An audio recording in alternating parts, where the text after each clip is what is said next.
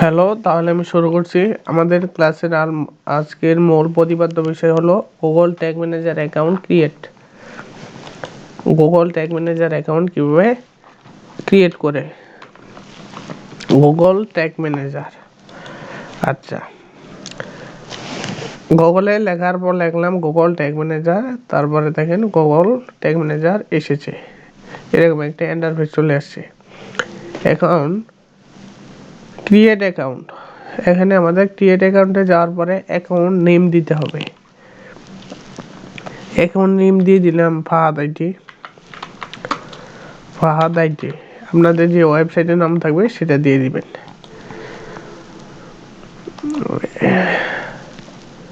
বাংলাদেশ মূলত নাই location, United state আছে, ইউনাইটেড স্টেটই থাক। Share data announce with Google and other. আপনি কি এটা ডাটা গুগলে শেয়ার করতে চান? ইয়েস, আমি এটা অন করে দিলাম। তারপরে কন্টেন্ট নেম, এখানে আপনার ওয়েবসাইট নাম দিতে হবে। তাহলে আমাদের এখন ওয়েবসাইট নাই, এখন কি করতে পারি, একটা ওয়েবসাইট তো দিতে হবে। মনে করেন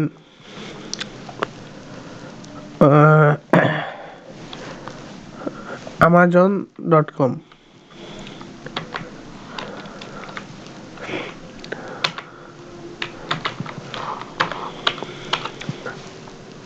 amazon.com এটা হলো আমাদের ওয়েবসাইট মনে করেন। তাহলে এটা দিয়ে দিলাম। এখন এখানে মানে আপনাদের যেই আচ্ছা HTTPS এটা কেটে দিতে হবে। তারপরে .com, তারপর ওয়েব দিবেন।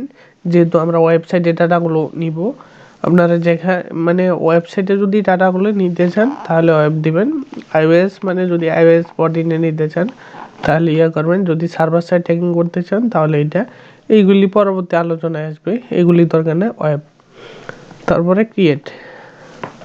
আচ্ছা, এইগুলি বললেও পারেন, না বললেও পারেন। এটা I also accept the data processing term and require by, এটা দিয়ে দেওয়ার পরে ইয়েস দিয়ে দিবেন। অ্যাকাউন্ট ক্রিয়েট হয়ে গেছে, লোডিং হচ্ছে। তাহলে আমরা একটু ওয়েট করি, অ্যাকাউন্টটা ক্রিয়েট হয়ে যাবে। এখন আমাদের এটা হলো একটা ইন্টারফেস, এটা হলো আমাদের ইন্টারফেস। এইগুলি হলো হেডার আর ফুটার। এই যে একটা ট্যাগ দিছে, এটা মূলত আপনি হেডারে রাখার জন্য বলছে, আর এটা হলো আপনার বডিতে বা ফুটারে রাখার জন্য বলছে। এইটা আপনার ওয়েবসাইটে, এইটা নিয়ে বিস্তারিত আলোচনা পরে করব।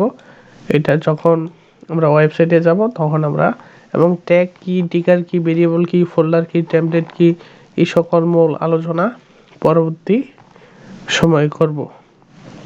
এখন মনে করেন যে কোডটা আপনি পাচ্ছেন না, এই কোডটা কোথায় থেকে পাবেন? এই কোডটা হলো এই যে এখান থেকে, এটা হলো কোড, এই যে দুইটা, বা আপনাদের এটাও কিন্তু আপনাদের কোড, এই যে এটা নিয়ে যখন আপনি বসাবেন তখন আপনার ওয়েবসাইটের সাথে আপনার কি ওই গুগল ট্যাগ ম্যানেজারের যে একটা প্রেম ভালোবাসা আছে সেটা আপনি স্থাপন করতে পারবেন। ট্যাগ, টিকার, ভেরিয়েবল, ফোল্ডার, টেমপ্লেট ইত্যাদি এই সকল বিষয়গুলো, এবং বাসন, তারপরে অ্যাডমিন। আচ্ছা, আরেকটা বিষয় দেখায়, সেটা হলো অ্যাডমিন থেকে আপনি দুই একটা কাজ করতে পারবেন। সেটা হলো অ্যাকাউন্টের অ্যাক্সেস, গুগল ট্যাগ ম্যানেজারের অ্যাক্সেসটা। যদি আপনি অ্যাকাউন্টের অ্যাক্সেস দিতে চান, যে এই যে অ্যাকাউন্টটা আছে এটার সম্পূর্ণ অ্যাক্সেস দেব, তাহলে আপনি এখান থেকে দিতে পারবেন। এই যে এখান থেকে, না সরি, এটা অ্যাকাউন্ট যদি আপনি তৈরি করেন তাহলে এখান থেকে আপনি তৈরি করতে পারবেন, যদি অ্যাকাউন্টের আন্ডারে যদি অ্যাকাউন্ট তৈরি করেন। আর যদি আপনি কন্টেন্ট তৈরি করেন, যে এই অ্যাকাউন্টের আন্ডারে আমি কন্টেন্ট তৈরি করব, তাহলে আপনি এখান থেকে তৈরি করতে পারবেন। এই যে এখান থেকে আপনি কন্টেন্ট তৈরি করতে, অ্যাকাউন্টের আন্ডার থেকে আপনি আরও অ্যাকাউন্ট তৈরি করতে পারেন, কন্টেন্টের আন্ডার থেকে আপনি কন্টেন্ট তৈরি করতে পারবেন। আর ইউজার ম্যানেজমেন্ট, এটা হলো আপনি যদি কন্টেন্টের যদি আপনি অ্যাডমিন অ্যাক্সেস দিতে চান তাহলে আপনি এখান থেকে দিতে পারবেন।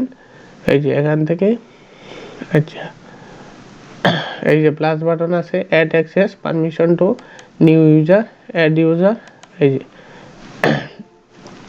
এখানে ইমেলটা দিয়ে দিবেন।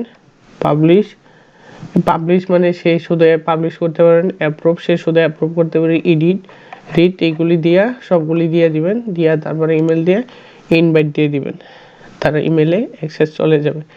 এইভাবে অ্যাক্সেস দেয়। আশা করি বুঝতে পারছেন। এবং যদি আপনি এইটার অ্যাকাউন্টের অ্যাক্সেস দিতে চান তাহলে ইউজার ম্যানেজমেন্ট এখানে যাবেন। এখানে যাওয়ার পরে আগের মতো ইমেল দিয়ে দিবেন, যে এখান থেকে অ্যাড ইউজার এখান থেকে দিয়ে দিবেন। দেওয়ার পরে আপনি ইনভাইট দিয়ে দিবেন, সব হয়ে যাবে। তাহলে ওই যে কন্টেন্ট পারমিশন যদি আপনি এটা দিয়ে দেন বা অ্যাডমিনিস্ট্রেটর যদি দিয়ে আপনি অ্যাডমিন দেন, সে সব পরিচালনা করতে পারবে। আশা করি বুঝতে পারছেন। এবং পরবর্তী ভিডিও পাবেন গুগল ট্যাগ ম্যানেজারের উপর কীভাবে আপনি কন্টেন্ট তৈরি করবেন, ট্যাগ ট্রিগার ভেরিয়েবল এই সম্পূর্ণ বিষয় এর উপর ইনশাল্লাহ ভিডিও পাবেন। তাহলে সকলকে ধন্যবাদ, বাই বাই, টাটা।